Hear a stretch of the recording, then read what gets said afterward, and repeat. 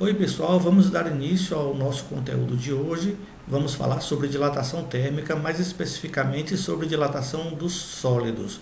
Então, abra seu livro didático, faça uma breve leitura da página 44 e lá você vai descobrir algumas curiosidades sobre dilatação. Por exemplo, a gente sabe que ela está diretamente ligada à temperatura, ou seja, uma variação da temperatura pode provocar uma alteração nas dimensões dos corpos. Bem, é notório que quando a gente trata desse assunto de dilatação, a gente leva em consideração as três dimensões, que são altura, largura e comprimento, que todo sólido apresenta. Mas para alguns sólidos, a variação de uma das dimensões ela se sobressai em relação às outras duas. Isso se dá por causa do seu formato. Por exemplo, os fios da rede elétrica. Você já observou que na instalação dos fios entre dois postes, eles nunca ficam totalmente esticados, sempre fica uma folga entre os dois postes, exatamente por causa da dilatação.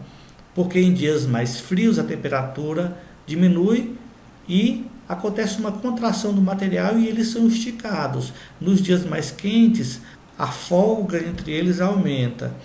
Então, observe que nesse caso, o comprimento do fio ele se sobressai em relação às outras duas dimensões. Por exemplo, outro exemplo é o exemplo de uma barra de ferro ou dos trilhos de um trem. O comprimento deles se sobressai em relação a sua largura e sua altura. Então, quando isso acontece, a gente tem um conceito chamado de dilatação linear. Na dilatação linear, a gente considera a variação de apenas uma das dimensões se sobressai em relação às outras. Então, aqui a gente despreza as outras, largura e altura, e leva em consideração apenas o comprimento, que é mais expressivo, tá? Então, observe aqui na página 45, nós temos uma barra de ferro que tem um comprimento inicial simbolizado por L0 e uma temperatura inicial simbolizada por θ0. Esta barra vai ser submetida a uma variação de temperatura e ela vai adquirir um comprimento extra chamado de ΔL, que a gente vai atribuir à dilatação sofrida pela barra de ferro depois que ela for submetida a uma temperatura θ, ou seja, de θ0 para θ, o comprimento da barra vai sofrer uma variação que vai passar de L0 para L, ou seja, comprimento inicial para comprimento final. Então nós temos aqui a notação que a gente precisa para trabalhar com esse conteúdo. L0 é o comprimento inicial de qualquer material, L é o comprimento final, ΔL é a variação de comprimento sofrida pela dilatação do material, θ0 é a temperatura inicial, θ a temperatura final, e Δθ é exatamente a variação da temperatura sofrida pelo material durante o processo, tá? Então, depois dessas informações, vamos para a página seguinte, a página 46, tem uma expressão, uma igualdade que eu quero apresentar para vocês agora. A igualdade é a seguinte: ΔL é igual a L0 vezes alfa vezes Δθ. O que é que significa isso? Bom, a gente já viu que ΔL é a variação sofrida pelo sólido depois de ser submetido a uma alteração da temperatura, tá? E L0 a gente já viu antes que L0 é o comprimento inicial do sólido e Δθ é exatamente a variação da temperatura inicial até a temperatura final.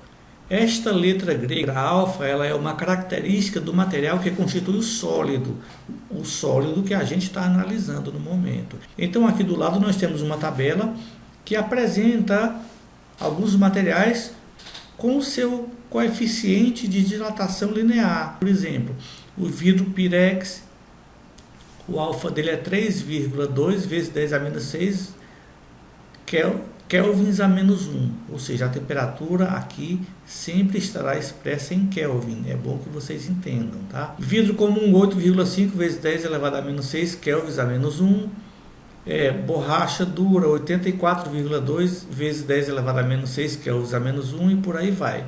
Cada um desses materiais dessa tabela com seu respectivo coeficiente de dilatação linear alfa estão apresentados dessa tabela.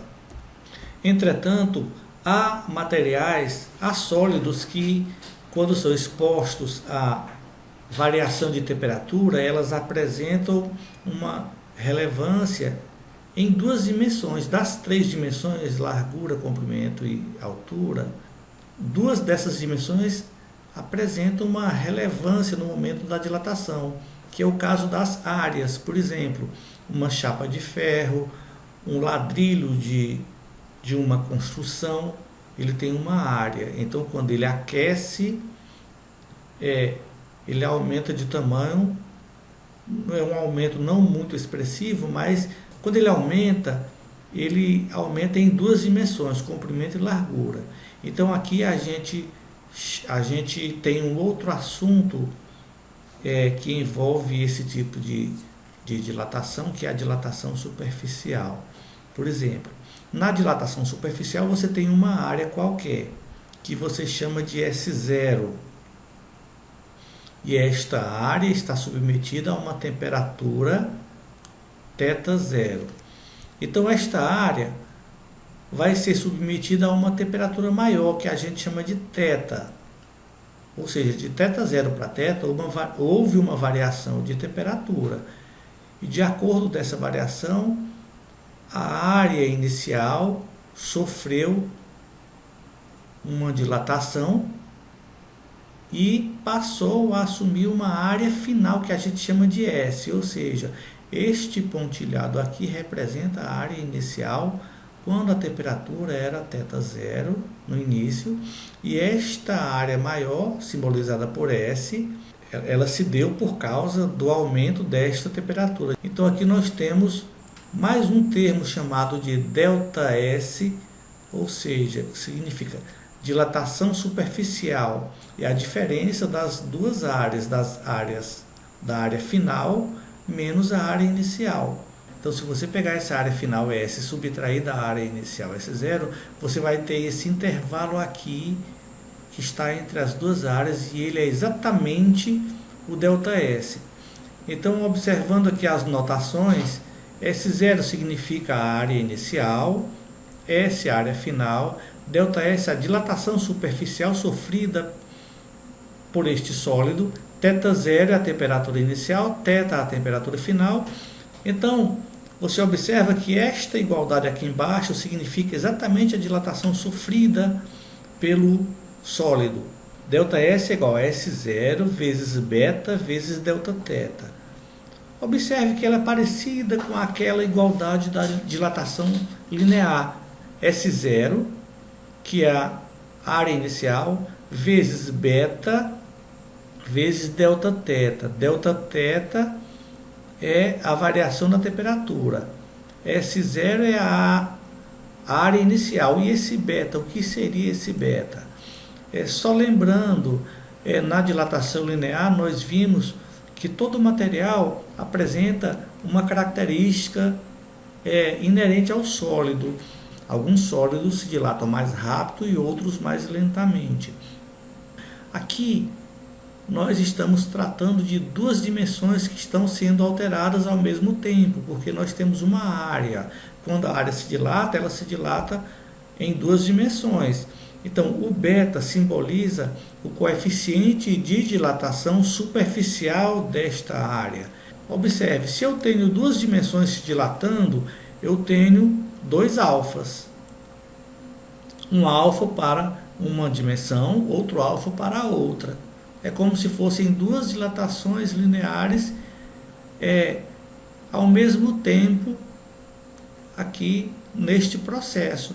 Continuando o nosso conteúdo, a gente vê que para outros sólidos,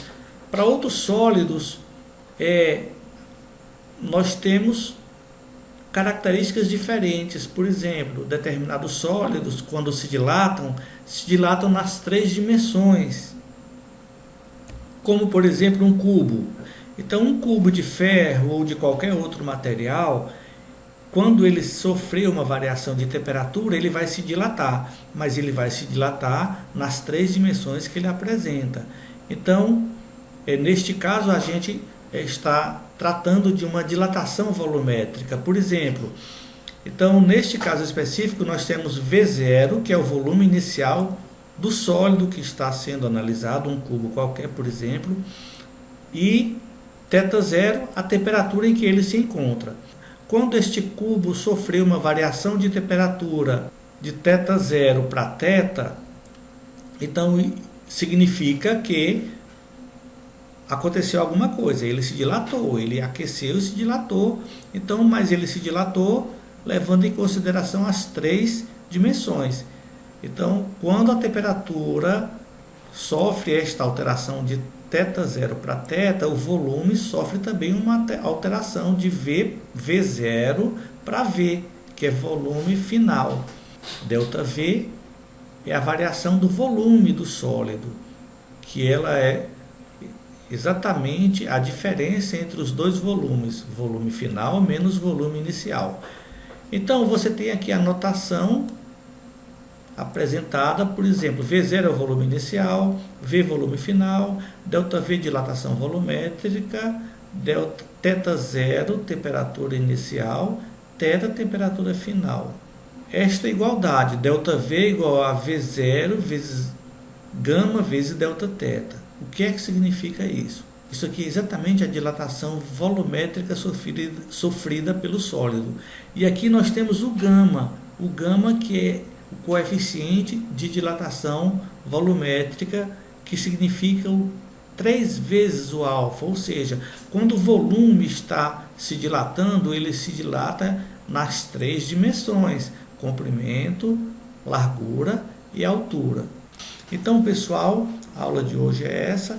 Então, eu quero que vocês resolvam as questões da página seguinte, da página 51, que é as questões da 13 a 17, e vocês têm uma semana para me entregar essa questão. Qualquer coisa, mande uma dúvida no privado, e boa sorte, até a próxima.